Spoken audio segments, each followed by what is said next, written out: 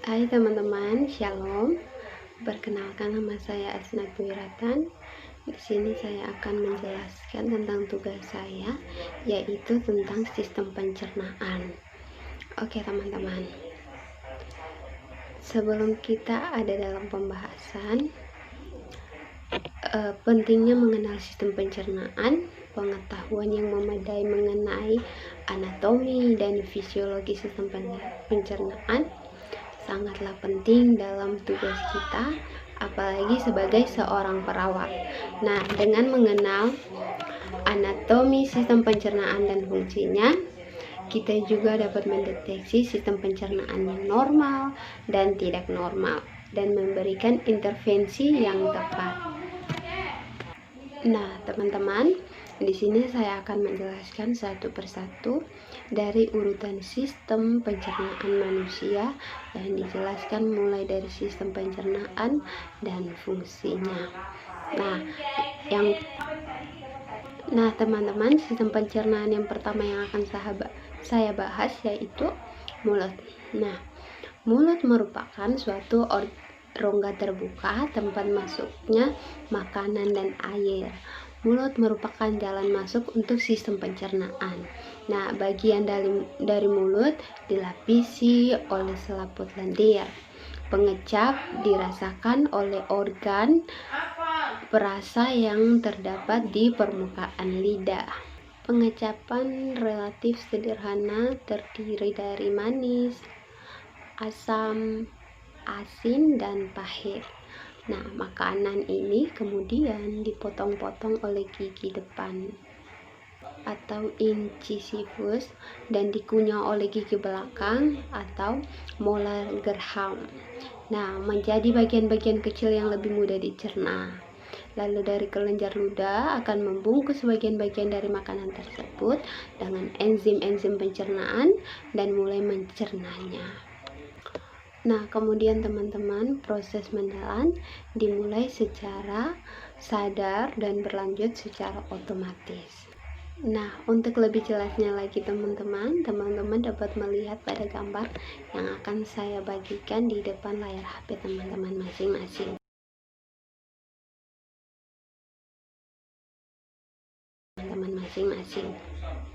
Nah, teman-teman, sistem pencernaan yang kedua yaitu tenggorokan atau faring.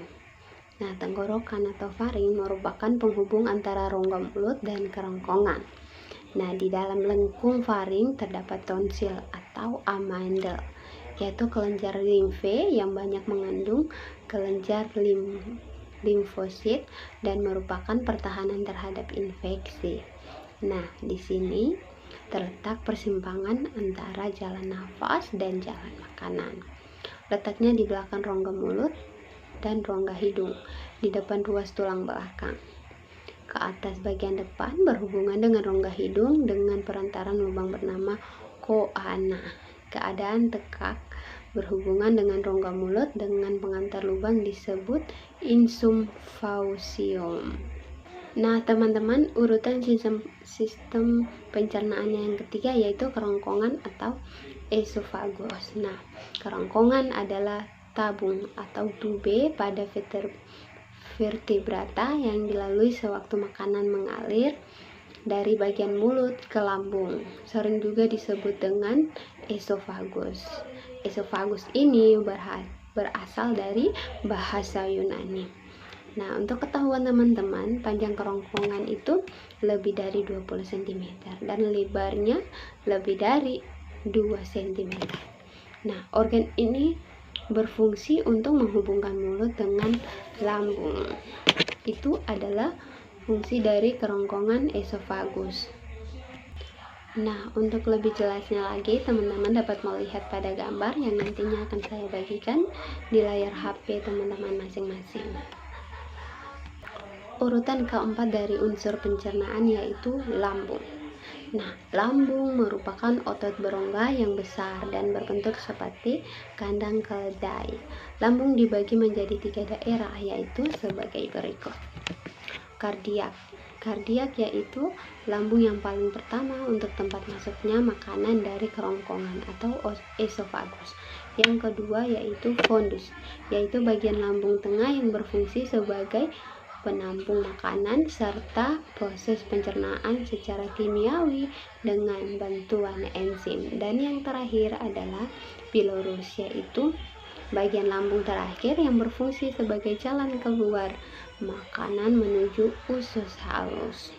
Nah, untuk lebih jelasnya teman-teman dapat melihat pada gambar, yaitu gambar gambar lambung yang akan saya bagikan pada layar HP teman-teman masing-masing.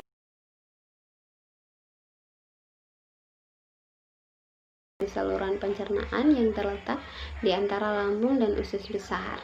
Dinding usus kaya akan pembuluh darah yang menyangkut zat-zat yang diserap ke hati melalui vena porta. Nah, dinding usus melepaskan lendir atau juga dapat disebut yang melumasi isi usus, dan air atau juga bisa disebut yang membantu melarutkan pecahan-pecahan makanan yang dicerna. Dinding usus juga melepaskan sejumlah kecil enzim yang mencerna protein, gula, lemak. Nah, untuk usus juga usus terbagi dalam beberapa usus. Yang pertama yaitu ada usus 12 jari atau duodenum. Yang kedua ada usus kosong atau jejunum. Yang ketiga usus penyerapan atau ileum. Nah, teman-teman, urutan sistem pencernaan yang keenam yaitu usus besar atau kolon. Usus besar merupakan kelanjutan dari usus halus yang memiliki tambahan usus yang berupa umbai cacing atau appendix. Usus besar terdiri dari 3 bagian, yaitu bagian naik, ascending, dan mendatar transversus, dan menurun descending. Pada usus besar tidak terjadi pencernaan. Semua sisa makanan akan dibusukkan dengan bantuan bakteri E. coli dan diperoleh vitamin K. Untuk lebih jelasnya, saya akan menampilkan gambar usus besar pada tampilan layar HP teman-teman masing-masing sebagai berikut. Nah, teman-teman, urutan sistem pencernaan yang ketujuh yaitu rektum dan anus. Rektum, bahasa latinnya adalah regi, meluruskan atau mengatur. Adalah sebuah ruangan yang berawal dari ujung usus besar atau setelah kolon sigmoid dan berakhir di anus. Nah, rektum dan anus ini berfungsi sebagai tempat penyimpanan sementara fases. Biasanya rektum ini kosong karena tinja disimpan di tempat yang lebih tinggi, yaitu pada kolon descensus. Jika kolon descensus penuh dan tinja masuk ke dalam rektum, maka timbul keinginan untuk buang air besar atau BAB. Nah, unsur sistem pencernaan yang ke-8 adalah pankreas. Pankreas adalah organ pada sistem pencernaan yang memiliki 2 fungsi utama, yaitu menghasilkan enzim pencernaan serta beberapa hormon penting seperti insulin. Pankreas terletak pada bagian posterior perut dan berhubungan erat dengan duodenum atau usus 12 jari. Nah, teman-teman, selanjutnya yaitu unsur sistem pencernaan yang ke-9 yaitu hati. Hati merupakan sebuah organ terbesar dalam badan manusia dan memiliki beberapa fungsi. Beberapa di antaranya berhubungan dengan pencernaan. Nah, istilah medis yang bersangkutan dengan hati biasanya dimulai dalam hepat atau hepatik dari bahasa Yunani untuk hati atau hepar.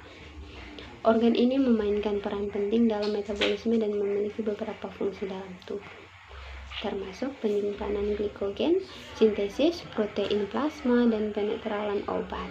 Hati juga memproduksi bile yang penting dalam pencernaan. Urutan sistem pencernaan yang ke-10 yaitu kandung empedu. Kandung empedu dalam bahasa Inggris yaitu gallbladder adalah organ berbentuk buah-pir yang dapat menyimpan sekitar 50 ml empedu yang dibutuhkan tubuh untuk proses pencernaan. Nah, teman-teman, pada manusia panjang kandung empedu adalah sekitar 7-10 cm dan berwarna hijau gelap. Bukan karena warna jaringannya, melainkan karena warna cairan empedu yang dikandungnya.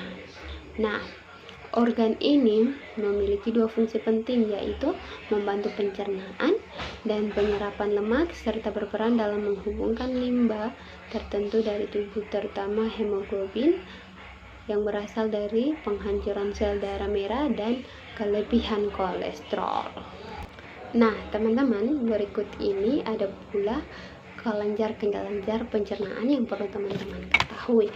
Nah, kelenjar-kelenjar pencernaan yang pertama yaitu kelenjar ludah atau parotis. Yang kedua yaitu kelenjar submandibula. Yang ketiga yaitu kelenjar sublingual.